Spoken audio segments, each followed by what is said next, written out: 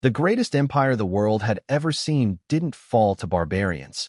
It bled out slowly, one debased coin at a time. You think inflation is something modern, something that happens because of printing presses and central banks? Think again. 2,000 years ago, Rome faced an economic catastrophe so severe that it ripped apart the social fabric of an empire that had dominated the known world for centuries. And here's the kicker. They did it to themselves. This is the story of how money killed Rome. Not swords, not plague, money. Let's go back to the 2nd century AD, specifically around 180 AD. Rome is at its peak. The empire stretches from Britain to Mesopotamia, from the Rhine to the Sahara. Trade flows freely. Cities thrive. The denarius, Rome's silver coin, is the dollar of the ancient world, trusted, stable, accepted everywhere from Damascus to London. Under emperors like Trajan, Hadrian, and Marcus Aurelius, Rome seemed invincible. The currency was strong because it was real. The denarius contained about 95% pure silver. When a merchant in Alexandria accepted a Roman coin, they weren't accepting a promise. They were accepting actual precious metal with intrinsic value. But Marcus Aurelius died in 180 AD, and with him died the dream of eternal stability. His son Commodus took power, and here's where the first cracks appear. Not because Commodus was simply a bad emperor, though he was spectacularly incompetent, but because he faced a problem that would plague Rome for the next century. The empire was bleeding money faster than it could collect taxes. Wars on the frontiers weren't getting cheaper. The massive military machine required to defend thousands of miles of border consumed resources at an unsustainable rate. Soldiers needed to be paid. Bureaucrats needed to be paid. And the population of Rome itself, grown fat on free grain and entertainment, expected their bread and circuses. So what do you do when you need more money but can't raise enough through taxes? If you're Rome, you cheat. Commodus and his successors discovered a trick that governments have been using ever since. Debasement.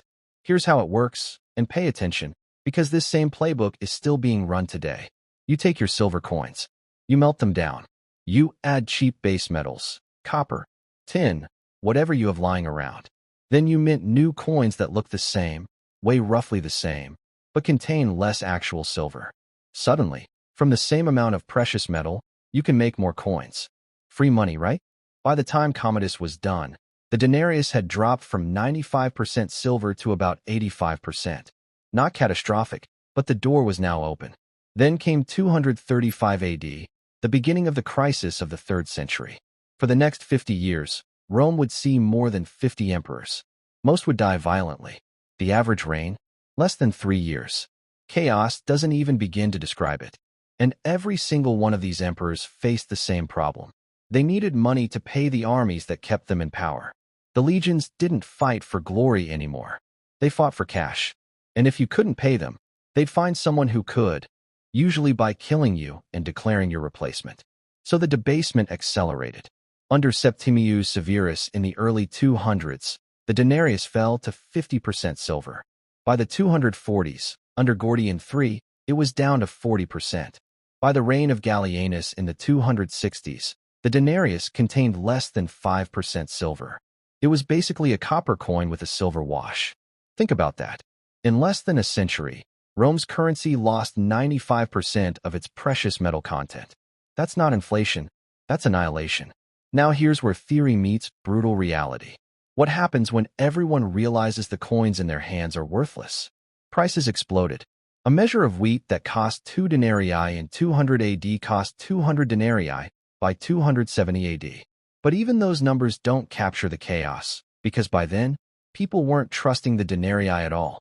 Merchants started demanding payment in old coins, the ones that still had silver in them. A two-tier monetary system emerged, good money and bad money. And you know what happened? Good money disappeared. People hoarded the old, valuable coins and spent the new, worthless ones. Economists call this Gresham's law. Bad money drives out good. But in Rome, they learned it the hard way, through bread riots and economic collapse. The government's response? Print more money. Well, mint more coins. Same difference. They opened new mints, increased production, flooded the market with increasingly worthless currency. Sound familiar? Trade broke down. Why would an Egyptian grain merchant accept Roman coins that would be worth half as much by the time his ship reached Alexandria? Barter made a comeback. The sophisticated monetary economy that had taken centuries to build unraveled in decades. Tax collection became a nightmare.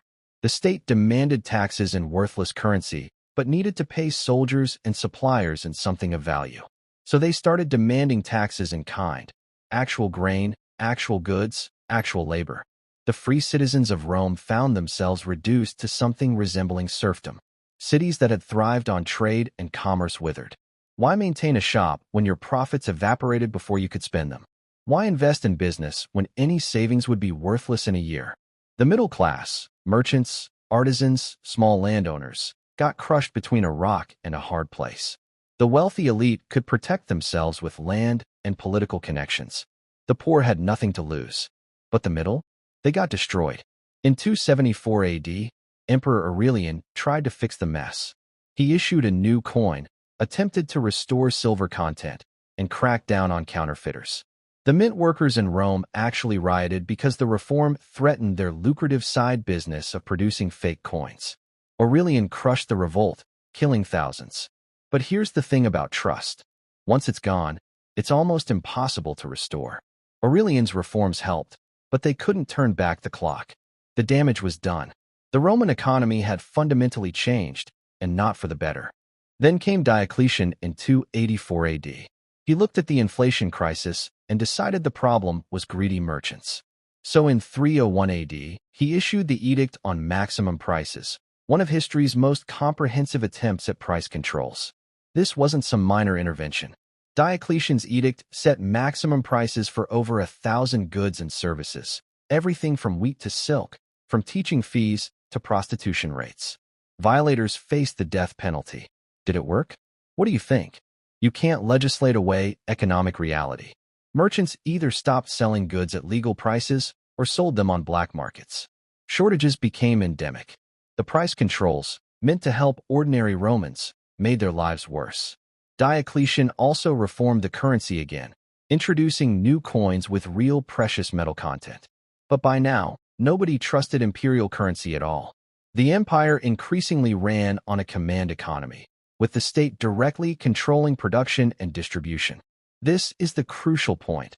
Hyperinflation didn't just destroy Rome's economy. It destroyed the relationship between the state and its citizens. It destroyed trust. It destroyed the very concept of value itself. Let's talk about what this meant for actual people. Imagine you're a soldier in 260 AD. You enlisted 20 years ago, when your salary could support a family. Now that same salary can barely buy a week's food. What do? You loot. You extort. You terrorize the very citizens you're supposed to protect. Or you're a farmer. The state demands taxes and grain, more every year. Your profits mean nothing because coins are worthless. You can't sell your land because who would buy it with worthless money? You're trapped, bound to your farm by economic chains. Or you're a senator, part of the elite. You've watched your wealth, built over generations, evaporate. The new rich are military strongmen and corrupt officials who profit from chaos. The old social order is dying. This is what hyperinflation does. It doesn't just make prices go up. It tears apart the social contract. It rewards the worst actors and punishes honest labor. It makes long-term planning impossible and encourages short-term predation. By the 4th century AD, Rome wasn't even recognizably the same civilization. The free citizens were gone, replaced by a rigid caste system. The vibrant market economy was gone, replaced by state-controlled allocation. The trusted currency was gone, replaced by barter and coercion.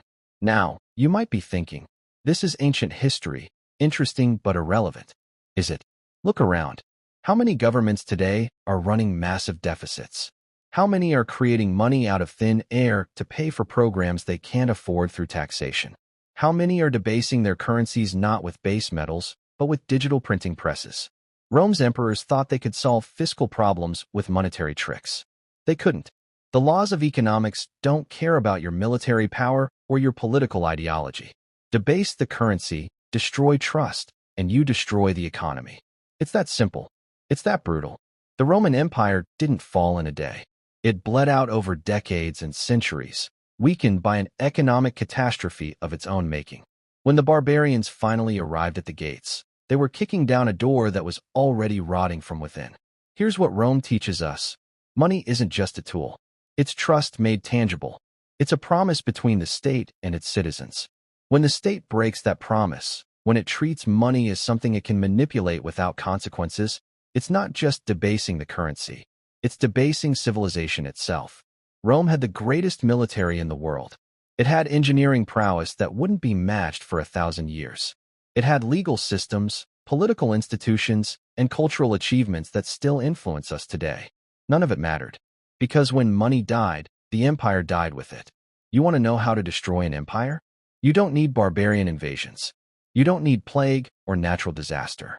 You just need a government that thinks it can print its way to prosperity, that believes economic laws don't apply to them, that imagines it can maintain power through monetary manipulation rather than earn trust. Rome proved that path leads to one place: collapse. The denarius, once the symbol of Roman power and prosperity, became a symbol of everything that went wrong. A coin that was supposed to represent value represented only broken promises. And an empire that thought itself eternal found out that nothing, not military might, not cultural superiority, not even the glory of Rome itself, can survive the death of honest money. So when you see governments today playing the same games, running the same playbook, remember Rome. Remember that this story doesn't end well. It never does. Because history doesn't repeat, but it sure as hell rhymes. Thanks for watching. If you want to learn the lessons that history keeps trying to teach us, don't forget to like and subscribe for more stories that matter. The past isn't dead. It's a